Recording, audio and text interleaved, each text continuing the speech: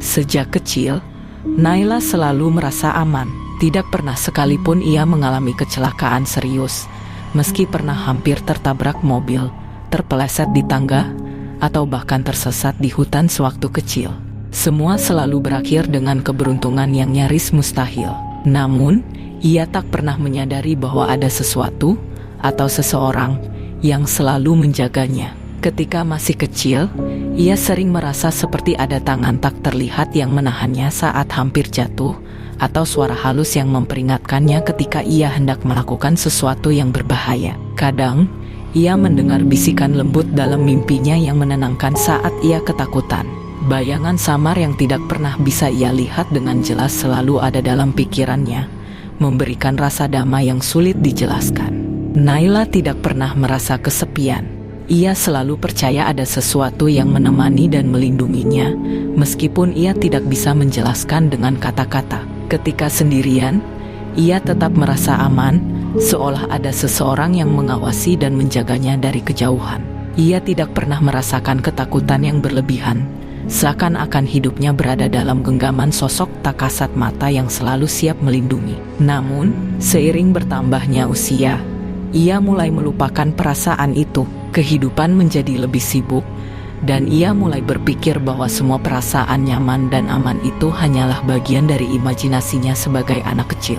Hidupnya berjalan normal, ia tumbuh menjadi wanita dewasa yang mandiri, berkarir di perusahaan ternama, dan dikelilingi oleh teman-teman yang menyayanginya. Tetapi, ada momen-momen tertentu di mana perasaan itu kembali. Seperti saat ia berjalan sendirian di malam hari dan tiba-tiba merasakan hawa hangat yang menenangkan, atau ketika ia nyaris mengalami kecelakaan namun sesuatu seolah menariknya mundur tepat pada waktunya. Hatinya selalu bertanya-tanya, tetapi ia mengabaikannya. Hingga suatu hari, segalanya mulai berubah. Ardan, pria yang telah bersamanya selama 3 tahun, mulai berbicara serius tentang pernikahan.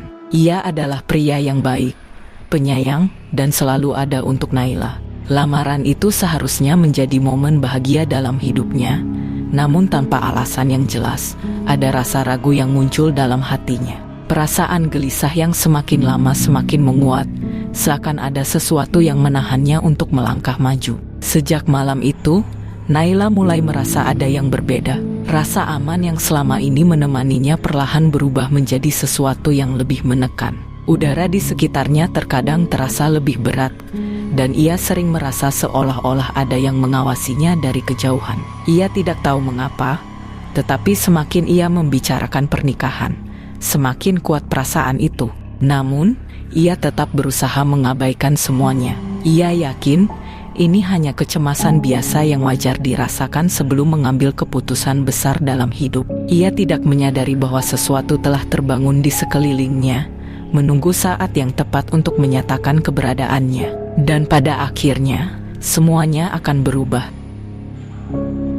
Malam itu, Naila tertidur lebih cepat dari biasanya. Kelelahan setelah hari yang panjang, membuatnya segera terlelap begitu kepalanya menyentuh bantal. Namun, tidurnya tidak tenang. Ia merasa berada di tempat yang asing, tetapi anehnya terasa familiar. Di sekelilingnya terbentang aula megah dengan pilar-pilar tinggi menjulang. Cahaya lilin temara menerangi ruangan, menampilkan detail ornamen berlapis emas yang menghiasi setiap sudut. Udara di dalam aula terasa hangat, menghembuskan aroma bunga melati yang lembut dan menenangkan. Namun, ada sesuatu yang menggantung di udara, sebuah kehadiran yang membuat bulu kuduknya meremang, tetapi anehnya juga menghadirkan ketenangan yang sulit dijelaskan. Di ujung aula, seorang pria berdiri dengan anggun. Ia mengenakan pakaian kerajaan berwarna merah tua dan emas, dengan jubah panjang yang menjuntai di lantai marmer.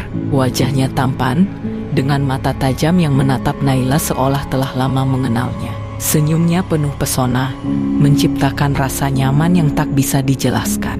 Jantung Naila berdegup kencang. Ada sesuatu yang familiar dalam sorot mata pria itu. Rasanya seperti melihat bagian dari dirinya sendiri yang telah lama hilang. Suasana di sekitar mereka begitu nyata, setiap detail terasa lebih jelas daripada mimpi biasanya. Bahkan, ia bisa merasakan dinginnya lantai marmer di bawah kakinya yang telanjang. Naila, akhirnya kau datang."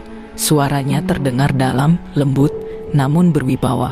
Seakan namanya mengalun begitu alami di bibir pria itu. Naila terpaku. "Siapa kamu?" Suaranya bergetar, setengah takut, setengah penasaran. Hatinya berkecamuk antara perasaan aman dan kegelisahan yang samar. Pria itu melangkah mendekat, gerakannya anggun seperti seorang raja yang sedang menemui permaisurinya. "Aku adalah pelindungmu, selalu berada di sampingmu sejak kau kecil. Kau mungkin tidak mengingatku, tetapi aku selalu ada." Saat pria itu semakin dekat, udara di sekitarnya seolah berubah, sejuk dan nyaman, tetapi ada sesuatu yang menekan dadanya. Mata pria itu menatapnya dengan intensitas yang dalam, seolah mampu melihat setiap pikiran yang tersembunyi di dalam dirinya. Naila mengernyit. Ada sesuatu yang mengganggu pikirannya, sebuah perasaan yang seharusnya ia sadari. Kilasan-kilasan ingatan masa kecilnya melintas di benaknya, momen-momen ketika ia merasa ada yang menjaganya, bayangan samar yang selalu hadir dalam keheningan. Kini, bayangan itu memiliki wajah. Sebelum ia sempat mengucapkan sesuatu, pria itu menyentuh lembut tangannya. Seketika, gelombang kehangatan merayapi tubuh Naila, membuatnya merasa aman dan nyaman, seolah dunia nyata sudah tidak berarti lagi. Rasa takutnya menguap perlahan, digantikan oleh ketenangan. Naila menarik napas dalam. "Mengapa aku merasa aku mengenalmu?" Pria itu tersenyum lembut. Jemarinya mengusap punggung tangan Naila dengan penuh kelembutan. "Karena aku selalu bersamamu, di setiap langkahmu. Aku adalah bagian dari dirimu yang tak pernah kau sadari. Dan kini, aku datang untuk membawamu ke tempat yang seharusnya bersamaku." Detak jantung Naila semakin cepat. Dalam lubuk hatinya, ia tahu ada yang tidak benar. Namun, sensasi nyaman yang ditawarkan oleh pria ini terlalu kuat untuk diabaikan. Sisi logisnya berteriak agar ia bangun, tetapi sisi lain dari dirinya ingin tetap tinggal, menikmati ketenangan yang belum pernah ia rasakan sebelumnya. Dan dalam keheningan yang mencekam itu, Naila menyadari bahwa ia berada di persimpangan yang tak terlihat. Naila terbangun dengan napas memburu. Jantungnya berdegup begitu kencang hingga terasa menyakitkan di dadanya. Ia masih bisa merasakan hangatnya sentuhan pria itu di tangannya. Seolah mimpi itu nyata, terlalu nyata. Keringat dingin mengalir di pelipisnya, dan saat ia menatap sekeliling kamar, semuanya terasa berbeda. Udara di kamarnya terasa lebih berat. Lampu tidur yang biasanya memberikan cahaya lembut kini terasa redup, menciptakan bayangan yang lebih pekat di sudut ruangan. Ia menggigit bibir, berusaha meyakinkan dirinya bahwa semua itu hanya mimpi. Tapi mengapa rasanya begitu sulit untuk percaya? Tangannya gemetar saat ia meraba dadanya, mencoba menenangkan diri. Namun, saat matanya menangkap bayangan samar di cermin di seberang tempat tidur, tubuhnya membeku. Sesaat, ia melihat sosok itu. Tidak jelas, hanya sekilas, tetapi cukup untuk membuat bulu kuduknya berdiri. Naila memejamkan mata, menarik napas dalam-dalam. "Ini hanya perasaanmu saja," bisiknya pada diri sendiri. "Hanya efek dari mimpi yang terlalu nyata." Namun, malam berikutnya, semuanya kembali terulang. Dan kali ini, lebih jelas. Ia kembali bermimpi berada di aula megah itu. Kali ini ruangan terasa lebih hangat, lebih akrab. Dan pria itu, pria yang mengaku sebagai pelindungnya, berdiri lebih dekat, menatapnya dengan sorot mata yang lembut tetapi menyimpan sesuatu yang tak bisa Naila pahami. "Kau mulai mengingatku, bukan?" Suaranya mengalun, penuh keyakinan. Naila ingin menjawab, ingin mengatakan bahwa semua ini hanya mimpi. Tapi suaranya tertahan di tenggorokan. Entah bagaimana, jauh di dalam hatinya, ada sesuatu yang memang mulai mengingat pria ini. Seperti sebuah kenangan yang terkubur lama dan perlahan kembali ke permukaan. "Siapa namamu?" Naila akhirnya berbisik. Senyuman pria itu melebar. "Arya Seta." Namanya bergema di benak Naila, seolah bukan pertama kalinya ia mendengar nama itu. "Dan aku telah menunggumu, Naila. Aku selalu menunggumu." Ketika Naila terbangun keesokan harinya, sesuatu dalam dirinya telah berubah. Ia tidak bisa menjelaskan dengan pasti, tetapi ada perasaan aneh yang menggantung di dadanya. Sejak pertemuan itu, dunia nyata dan mimpi mulai terasa kabur. Bahkan di siang hari, saat ia duduk di meja kantornya, ia bisa merasakan keberadaan Arya Seta. Terkadang, ia mendengar bisikan lembut di telinganya, atau merasakan sentuhan hangat di bahunya saat sedang sendirian. Dan yang paling membuatnya takut, ia tidak lagi merasa sendirian, bahkan dalam keramaian sekalipun. Namun, bagian yang paling mengganggu adalah ini.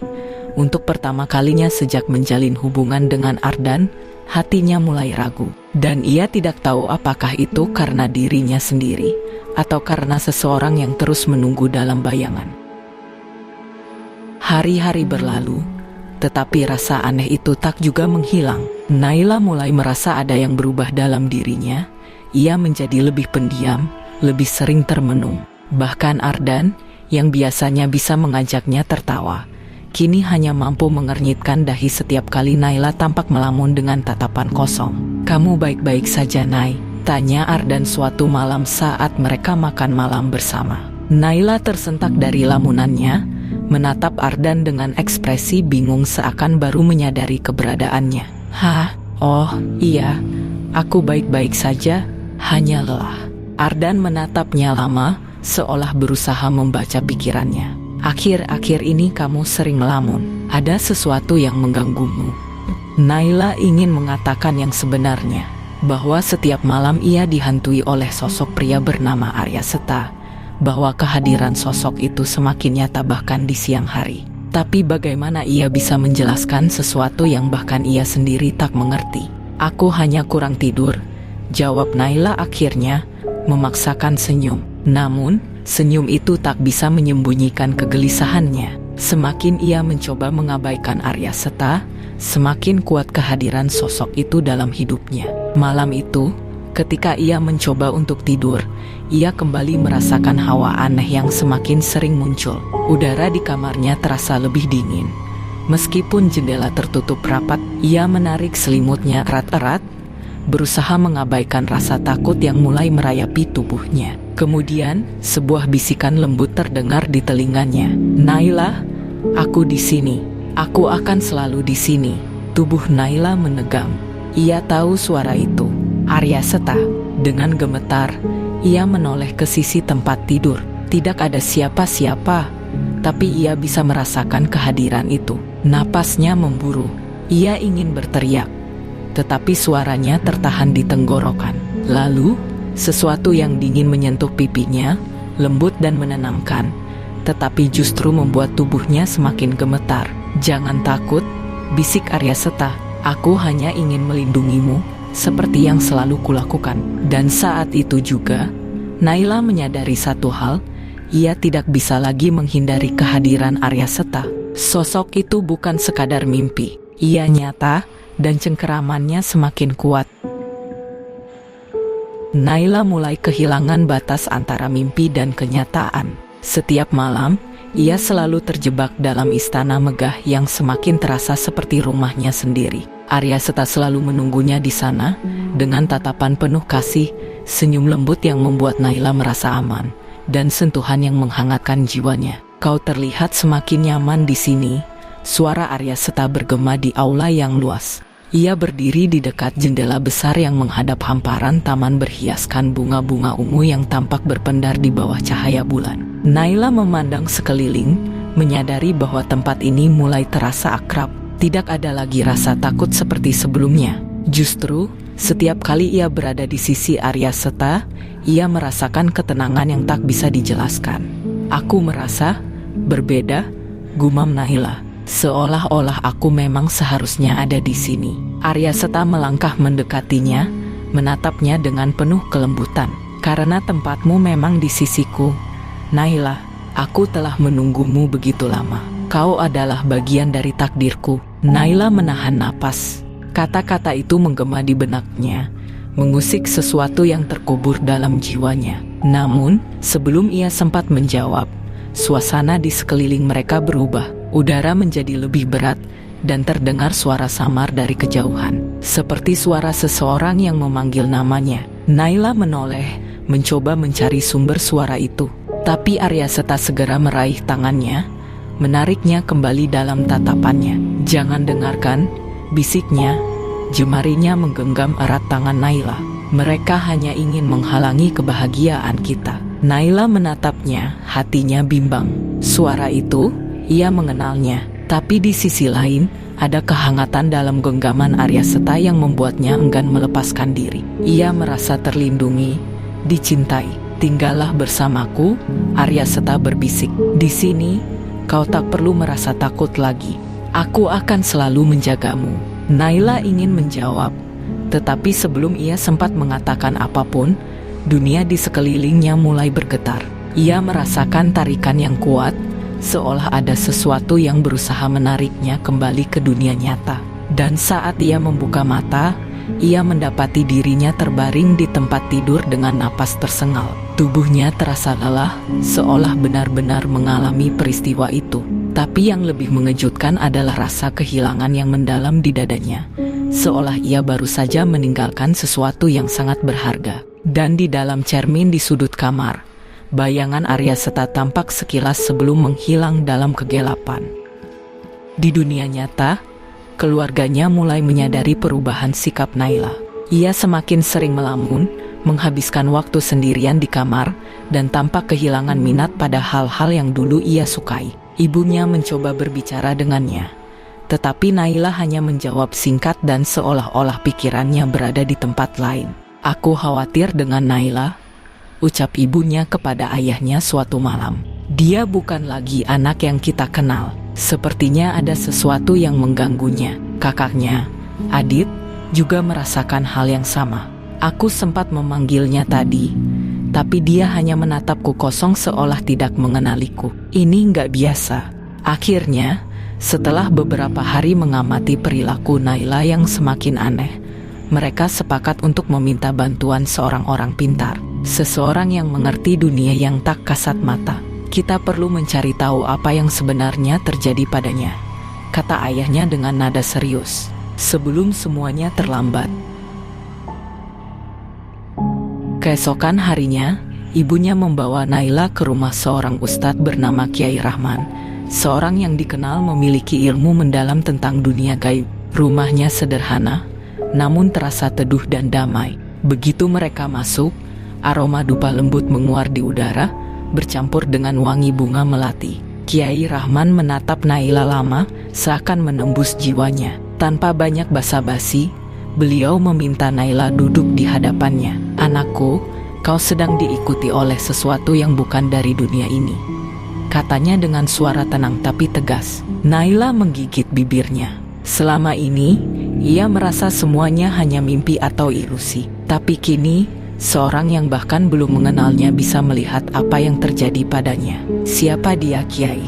tanya ibunya dengan wajah cemas. Kiai Rahman menutup matanya sejenak, merapal doa-doa dalam bahasa yang tak dipahami Naila. Kemudian, ia membuka mata dan menatapnya lagi. "Sosok itu bukan sekadar makhluk gaib biasa.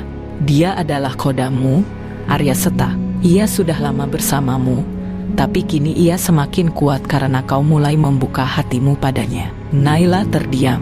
Ada bagian dari dirinya yang merasa lega mendengar nama itu, tetapi di sisi lain, rasa takut juga mulai merayapi hatinya. "Kodam, maksudnya penjaga, Kiai?" tanya Adit, kakaknya yang ikut menemani mereka. Kiai Rahman mengangguk. "Benar, tapi ada perbedaan besar antara kodam pelindung dan kodam yang mulai menguasai hati manusia. Yang kau miliki sekarang bukan sekadar penjaga. Ia ingin lebih. Ia ingin kau bersamanya sepenuhnya." Ibunya menelan ludah, sementara tangan Naila mulai gemetar. "Bagaimana cara mengatasinya, Kiai?" tanyanya dengan suara lirih. Kiai Rahman menarik napas panjang. "Kau harus memilih, Naila. Jika kau terus membiarkan hatimu condong padanya, ia akan semakin menguat dan semakin sulit dipisahkan darimu. Tapi jika kau ingin bebas, kau harus melawan pengaruhnya, dan itu tidak akan mudah." Hati Naila semakin kacau. Ia tahu bahwa kehadiran Arya Seta membuatnya merasa aman, terlindungi, bahkan dicintai. Tapi ia juga sadar bahwa semua ini tidak normal. Ia mulai bertanya-tanya, apakah yang ia rasakan adalah kenyataan, atau sekadar ilusi yang diciptakan oleh sosok yang semakin menguasai pikirannya. Pilihannya ada padamu, anakku, lanjut Kiai Rahman. Tapi ingat, semakin lama kau ragu, semakin dalam ia menancapkan cengkeramannya.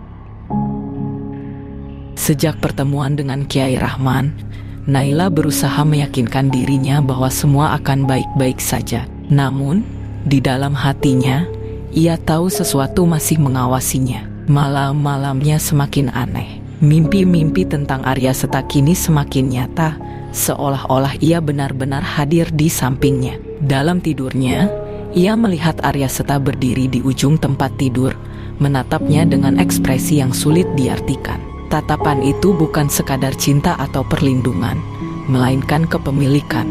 Seolah-olah Naila adalah bagian darinya yang tak bisa diambil siapapun. "Kenapa kau menjauh dariku?" Suara Arya Seta terdengar berat, bergema di ruangan kosong dalam mimpinya. "Aku harus menjalani hidupku sendiri." Naila berusaha menjawab, meski suaranya bergetar. Arya Seta tersenyum tipis. "Hidupmu adalah milikku. Kau tak akan bisa lepas dariku." Naila terbangun dengan keringat dingin membasahi tubuhnya. Dadanya naik turun cepat, napasnya tersengal. Ia menoleh ke kanan, ke arah jendela yang sedikit terbuka. Tirai putih berkibar pelan tertiup angin malam. Namun, di luar jendela, samar-samar, ia melihat sosok berdiri di bawah pohon mangga. Tidak bergerak, hanya menatap ke arah kamarnya. Ketakutan mulai merayap di benaknya.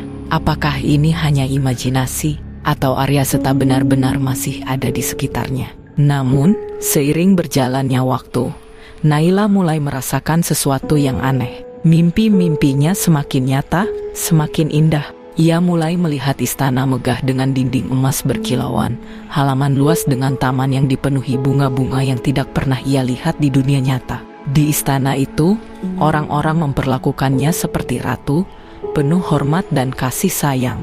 Arya Seta selalu hadir di sampingnya dalam mimpi-mimpi itu. Ia bersikap lembut, penuh perhatian dan selalu ada untuknya. Berbeda dengan dunia nyata yang penuh dengan kekecewaan dan kesulitan, dunia Arya Seta terasa lebih nyaman, lebih mengerti dirinya. "Lihatlah Naila, disinilah tempatmu seharusnya berada. Di sini, kau tidak perlu khawatir.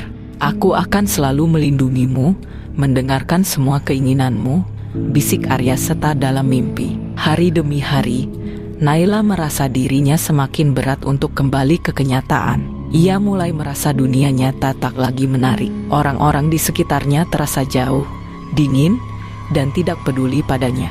Berbeda dengan Arya Seta yang selalu ada, yang selalu membuatnya merasa spesial. Tapi di sisi lain, ada suara kecil dalam hatinya yang mencoba mengingatkan bahwa semua ini tidak nyata, bahwa ada sesuatu yang tidak beres dengan semua keindahan ini. Namun, apakah ia benar-benar sanggup meninggalkan dunia yang begitu sempurna? Keesokan harinya, keluarga Naila mulai melihat perubahan pada dirinya. Ibunya sering mendapati Naila termenung, lingkaran hitam di bawah matanya semakin jelas. Bahkan Ardan, yang awalnya tak percaya dengan hal mistis, mulai merasa ada sesuatu yang salah. "Naila, kau yakin tidak ada yang mengganggumu?"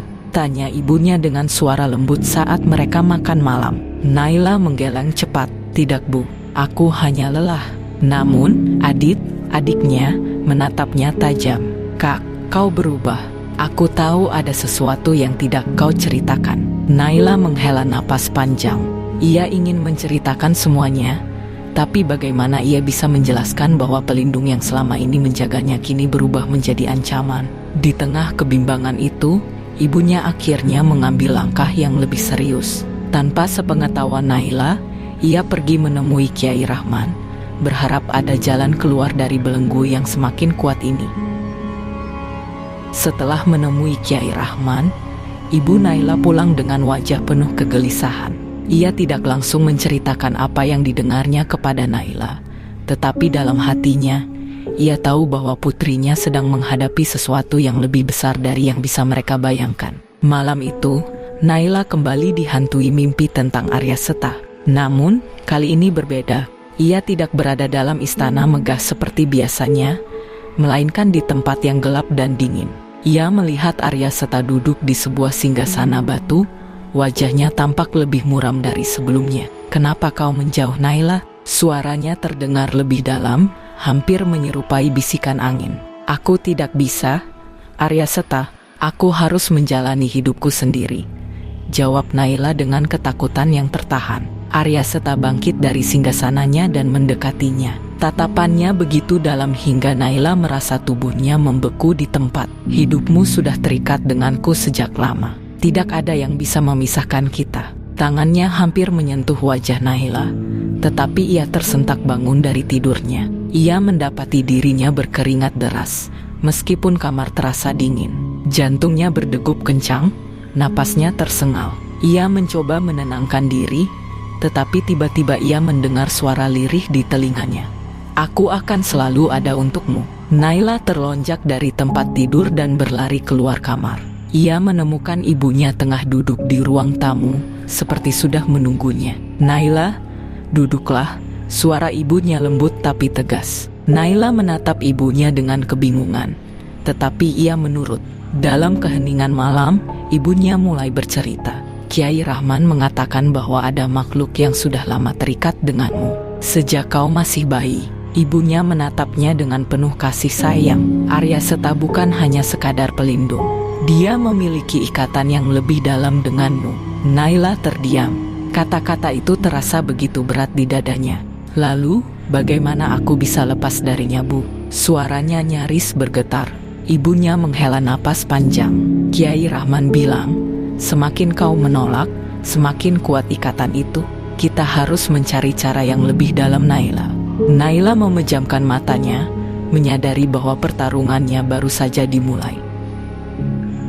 Setelah mendengar penjelasan dari ibunya, Naila merasa pikirannya semakin kacau. Ia tidak pernah menyangka bahwa kehadiran Arya Seta dalam hidupnya bukan sekadar perlindungan, tetapi sebuah ikatan yang telah terbentuk sejak ia masih bayi. Kini, ia dihadapkan pada kenyataan bahwa semakin ia menolak, semakin kuat ikatan itu.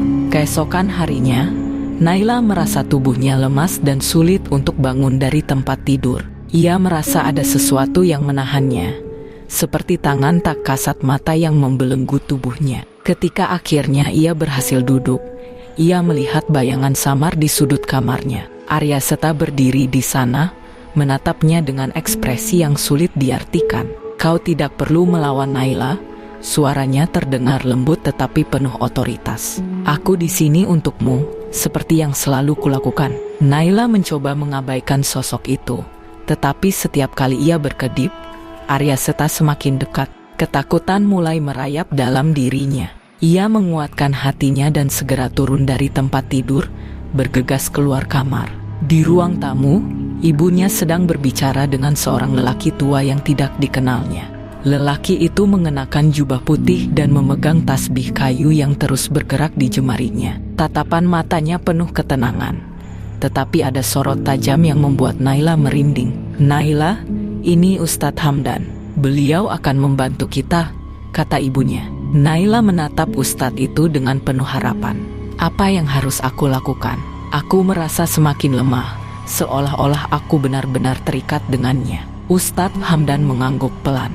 "Ikatan ini bukan sekadar perasaan. Ini adalah perjanjian lama yang harus kita putuskan dengan cara yang benar. Kita harus tahu bagaimana ikatan ini terbentuk agar bisa menghancurkannya." Naila merasa dadanya semakin sesak. Ia sadar bahwa pertempuran ini tidak akan mudah. Arya Seta tidak akan tinggal diam, dan ia harus bersiap menghadapi konsekuensi dari setiap pilihan yang akan ia buat. Setelah berbicara dengan Ustadz Hamdan, Naila mulai memahami bahwa melawan Arya Seta bukan hanya soal niat, tetapi juga kekuatan spiritual dan mental yang harus ia persiapkan. Malam itu, ia diminta untuk menjalani doa dan zikir yang dipimpin oleh Ustadz Hamdan dan beberapa santri dari pesantren terdekat. Namun, di tengah lantunan ayat suci yang memenuhi ruangan, udara tiba-tiba terasa lebih berat. Lampu di ruang tamu mulai berkedip, dan suara angin menderu terdengar dari luar meskipun tidak ada hujan atau badai.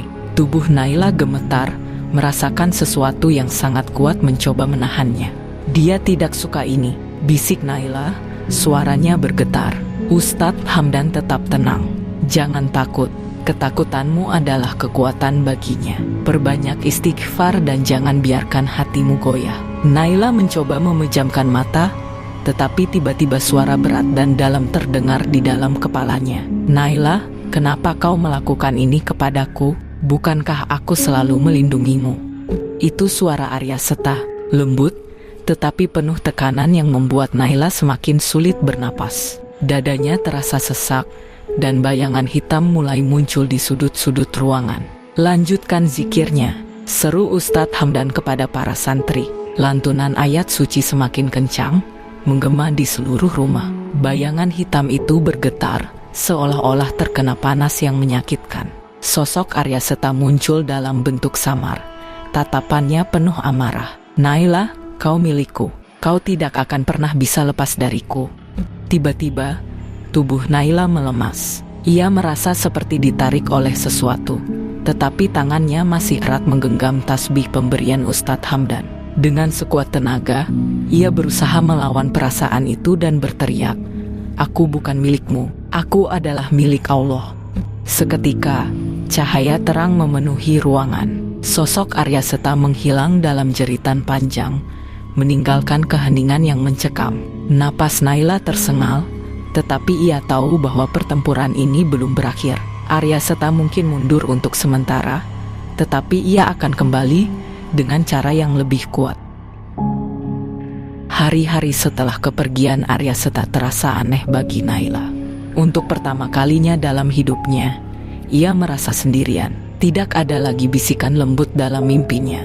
Tidak ada lagi perasaan aman yang selama ini mengiringinya. Tapi ia tahu, ini adalah hal yang harus ia jalani. Ibunya selalu berada di sisinya, memastikan Naila tidak lagi terganggu. Adit, meski tak banyak bicara, selalu ada untuk menghiburnya. Dan Kiai Rahman, yang telah membantu mereka melewati semua ini, memberi nasihat bijak sebelum mereka berpisah. Jangan pernah lupa, Naila, dalam hidup ini, perlindungan sejati bukan berasal dari makhluk lain, tetapi dari keyakinan dan kekuatan dalam dirimu sendiri. Naila mengangguk. Kata-kata itu begitu dalam, lebih dari sekadar nasihat, melainkan sebuah pengingat. Beberapa bulan kemudian, hidupnya perlahan kembali normal. Ia kembali bekerja, bertemu teman-teman, dan mulai membuka hatinya lagi. Namun, setiap kali ia melihat cermin, atau mendengar suara angin berhembus di malam hari, ia teringat pada sosok yang pernah menjaganya. Apakah Arya Seta benar-benar pergi? Ataukah ia hanya bersembunyi di suatu tempat, mengawasi dari kejauhan? Naila tidak tahu, dan mungkin ia tidak perlu tahu.